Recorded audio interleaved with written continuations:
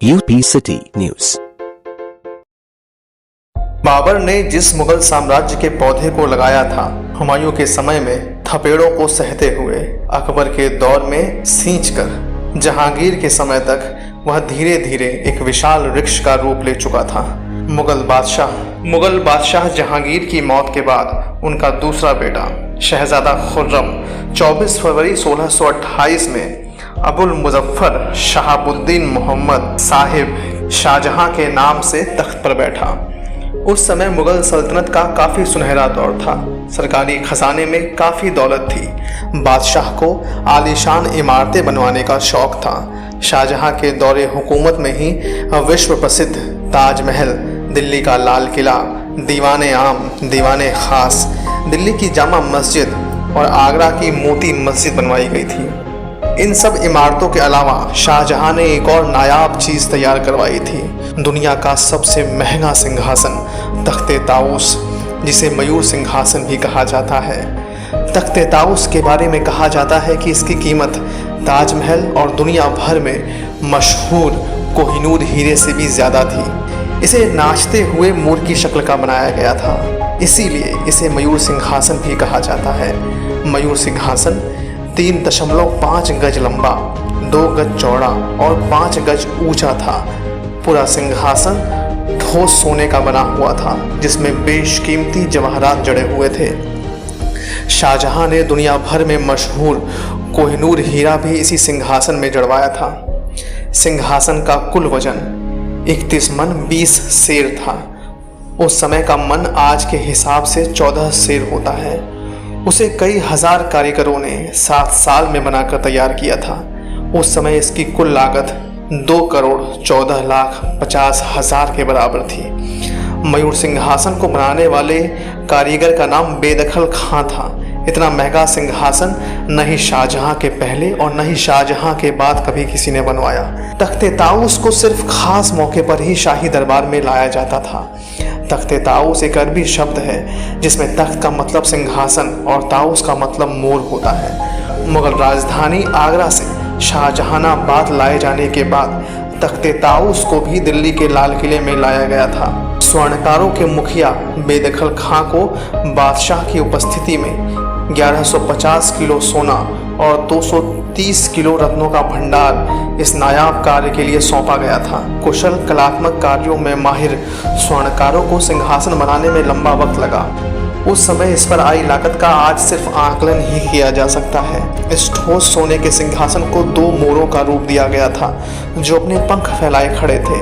तरह तरह के रंग बिरंगे रत्नों से उन्हें मोर के पंखों की तरह ही सजाया गया था, जिनके बीच एक पेड़ की आकृति भी थी, जिसे हीरे पन्ने, लाल और मोतियों से जड़ा गया था। मोरों की सोने से बनी आकृतियां भी रत्नों से ढकी हुई थी और उनकी पूंछ पर नीलम जड़े गए थे।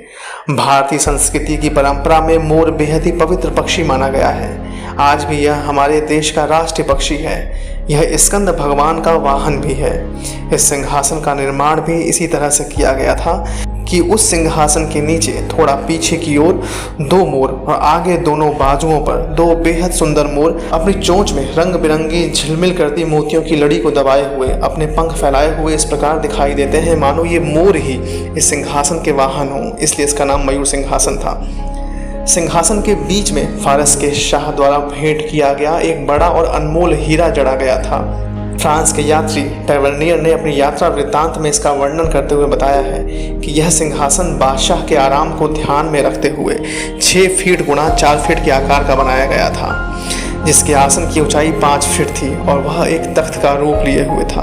उसमें 4 सोने के पाए लगे हुए थे। पृष्ठभाग में 2 बेहद सुंदर पर फैलाए मोरों की आकृतियां बनी हुई थी। उन दोनों के बीच एक वृक्ष था, जिसके बीचों बीच इतिहास प्रसिद्ध कोहिनूर हीरा जड़ा हुआ था। सिंहासन के ऊपर एक छत्र भी बनाया गया था और यह सब कुछ बेशकीमती रत्नों से जड़ा और भरा हुआ था। कहीं भी जरा सी जगह खाली नहीं छोड़ी गई थी। सब कुछ नायाब था। उसे तख्ते ताऊस का नाम दिया गया था। 13वें मुगल बादशाह मोहम्मद शाह रंगीला तख्ते ताऊस पर बैठने वाला आखिरी मुगल बादशाह था।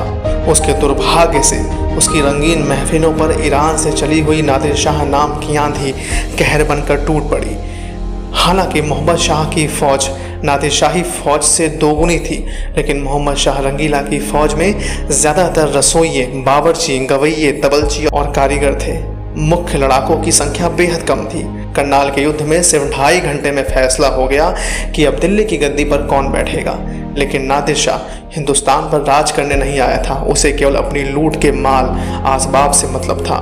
नादिर शाह ने पूरे शाही खजाने पर झाड़ू फेर दी और सारे अमीरों को उल्टा लटकवा कर पैसे से खाली करवा दिया। 2.5 महीने तक दिल्ली को लूटने के बाद नादिर शाह को दिल्ली की एक तवायफ नूरबाई ने खुफिया जानकारी दी और बताया कि मोहम्मद शाह रंगीला ने एक ऐसी अनमोल चीज़ अपनी पगड़ी में छिपा कर रखी है कि उसके आगे तुम्हारा हासिल किया गया माल कुछ भी नहीं। 12 मई 1739 की शाम को दिल्ली के लाल किले में एक दरबार लगा, जिसमें मुगल बादशाह मोहम्मद शाह रंगीला और नादिर शाह आमने सामने बैठे। 56 दिन दिल्ली में रहने के बाद अब नादिर शाह हिंदुस्तान की बागडोर दोबारा मोहम्मद शाह के हवाले कर ईरान लौटना चाहता था। इस मौके पर उसने मोहम्मद शाह रंगीला से कहा, ईरान में रस्म है कि भाई खुशी के मौके पर आपस में पगड़ियां बदल लेते हैं। आज से हम भाई भाई बन गए हैं, तो क्यों ना इस रस्म की अदायगी की जाए। और इस तरह कोहिनूर भारत से पराए मुल्क चला गया। अपनी तमाम लूट खसोट के साथ वह तख्ते ताऊस को भी ईरान ले गया। लेकिन लुटेरे नादिर शाह को उसके गढ़ फारस में भी चैन न मिला। वहाँ उसी के खानदान से ताल्लुक रखने वाले एक अमीर कुर्द ने उसकी बेरहमी से हत्या कर दी और सारा माल छीन लिया, जिसमें तख्ते ताऊस भी था। जाहिल लुटेरों ने उस मयूर सिंहासन के टुकड़े टुकड़े कर दिए। उस सिंहासन की सुंदरता से कोई मतलब नहीं था, उन्हें केवल उसके अंदर जड़े हुए हीरे, जवाहरात और स्वर्ण से मतलब था। इस प्रकार से लुटेरे नादिर शाह के जाहिल वंशजों ने उसकी बेरहमी से हत्या करके उसकी भीषण लूट को आपस में बांट लिया।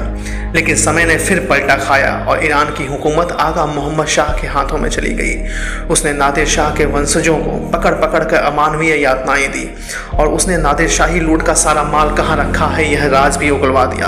आगा मोहम्मद शाह ने अपने देश के सर्वश्रेष्ठ जौहरियों को तख्ते ताऊस के पुनर्निर्माण के कार्य में लगा दिया। जौहरियों ने उन टुकड़ों को जोड़ जोड़ कर एक नया तख्ते ताऊस बनाया, जो हकीकत के मयूर सिंहासन से बेहद अलग था। लेकिन आगा मोहम्मद शाह को उनका काम बेहद पसंद आया। लेकिन इसके बाद फिर से वहां विद्रोहियों द्वारा गृह युद्ध छेड़ दिया गया। इससे पहले कि आगा मोहम्मद खान नए तख्ते ताऊस पर बैठ पाता, उसे फिर से लूट लिया गया। मतवाले जाहिल लुटेरों ने फिर से उस तख्ते ताऊस के रत्नों, जवाहरातों और स्वर्ण को उखाड़ लिया। कहा जाता है कि उन बेहद दुर्लभ और कीमती मणियों को भविष्य में फिर कभी काम में लाने की दृष्टि से वहीं समुद्र की अथाह गहराई में किसी विशेष जगह पर छिपा दिया गया था। छिपाने वाले भीषण यातना देने पर भी उस स्थान का पता नहीं बता सके थे जहां उन्होंने उसको छिपाया था। भीषण रक्तपात देखने वाले मयूर सिंहासन के खजाने के अवशेष आज भी वहीं समंदर की गहराइयों में कहीं छिपे हैं। मानो कह रहे हों कि इससे अच्छा तो हम निर्जीवों की दुनिया है, जो खुद भी चैन से रहते हैं और दूसरों को भी चैन से रहने देते हैं। कुछ जगह ऐसा भी कहा गया है कि ग्रासनेवर नामक जहाज बड़े गोपनीय ढंग से कोहिनूर को इंग्लैंड लेकर जा रहा था, पर बदकिस्मती से ग्रासनेवर अपनी यात्रा के दौरान उस बेशकीमती सिंहासन के साथ एक भयंकर समुद्री तूफान की चपेट में फंसकर अफ्रीका के पूर्वी तट पर सागर में डूब गया। पिछले 200 सालों से उसका पता लगाने की कई कोशिशें हो चुकी हैं, पर यह मिशन कभी कामयाब नहीं हो सका। तख्ते ताऊस की इस बदनसीबी से भरी कहानी को हमने इस वीडियो के माध्यम से आप तक पहुँचाने की पूरी कोशिश की है। अगर ये वीडियो आपको पसंद आया है तो इसको शेयर ज़रूर करें।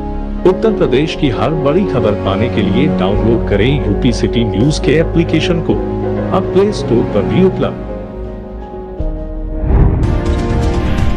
यूपी सिटी न्यूज, जुड़िए उत्तर प्रदेश से।